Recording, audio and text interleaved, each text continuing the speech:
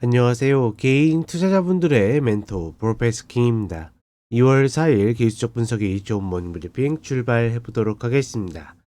자, 일단 미국 시장 같은 경우에는 재밌는 일들이 많이 일어나고 있죠. 특히나 이제 뭐 어느 정도 예상은 되었지만 트럼프 대통령이 당선이 되면서부터 이제 트럼프의 입이 굉장히 중요하다.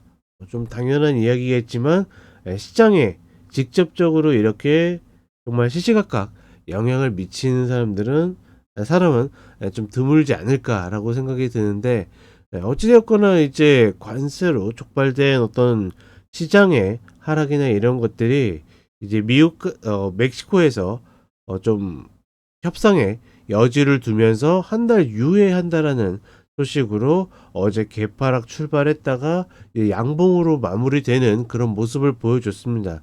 다만 이제 장 후반까지 기대감만 있고, 이제 캐나다도 이제 어떤 뭐 연락을 했다 뭐 했다 계속 이 이야기들이 나오고 있는데 발표가 좀 아직까지 없다 보니까 과연 이쪽은 어떤 협상이 이루어졌을까 뭐 좀 궁금하긴 한데, 아마 장 마감 후에 나오지 않을까라고 싶고, 결국은 글쎄요, 그냥 말은 좀 트럼프 장단에 잘 맞춘다라고 하지만 결국은 맞추는 게 아니라 이게 찍어야 되겠죠. 그건 시장 같은 경우에도 다른 게 아니라 뭐 이제 뭐 어떤 트럼프가 어떤 이야기를 할지 찍어야 되는 이런 상황이 벌어지고 있다. 물론 이제 트럼프 정부 1기 때도 그런 흐름들이 없었던 것은 아닌데 2기 때 이런 흐름들이 조금 더 강해지지 않았을까라고 생각을 합니다.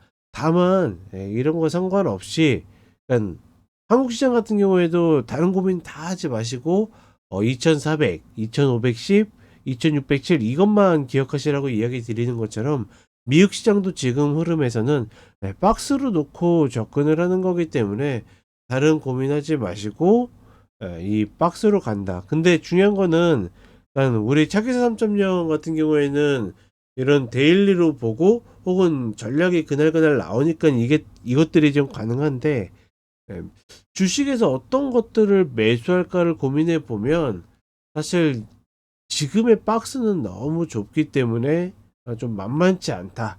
이렇게 좀 인지를 하시면 좋을 것 같습니다. 자, 그리고 한국 시장으로 오게 되면 제가 재발 저리는 중이라고 했는데 결국은 우리 시장을 계속 누르고 싶어 하는 쪽에 있는 것이 아닌가. 그렇지 않고서야 사실 관세가 이제 뭐 그래서 우리나라도 변형이 될 거다. 뭐 이것들은 누구든지 예측할 수 있겠지만 막상 지금 당사자도 아니고 직접적인 피해가 있는 것도 아닌데 가장 약하고 가장 환율이 많이 뛰는 뭐 이제 이런 흐름들이 나온다라는 것은 역시나 누군가가 계속 의도적으로 우리 시장을 밟아내고 있다. 이렇게밖에 생각할 수 없다라고 보고 있고, 다만 이제 이런 것들을 너무 고민하지 마시고 어떻게 그냥 단순하게 기존까지 했었던 마디 접근으로만 접근한다. 뭐 이렇게 보시면 좋을 것 같습니다. 자, 이렇게 이야기 드렸고 간단하게 차트 보도록 하겠습니다. 자, 나스닥 선물 30분 흐름인데 월요일부터 개파락 해가지고 본장 왔는데 본장에서는 뭐 그렇게 나쁘지 않았어요.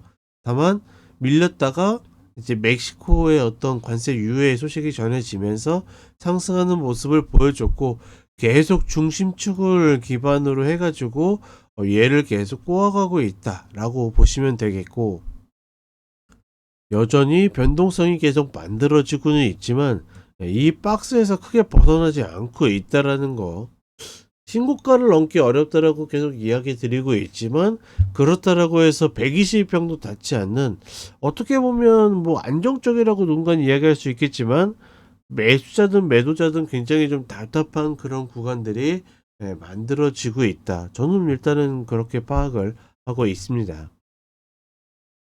아마 오늘 밤 같은 경우에는 캐나다에서 어떤 이제 이야기가 나오냐에 따라서 다시 올라가든지 뭐 하든지 뭐 이런 이야기들이 나오겠죠. 자, 그리고 한국 시장으로 오게 되면 어떻게 보면 정말 해도 너무한다라는 이야기가 나올 법도 합니다.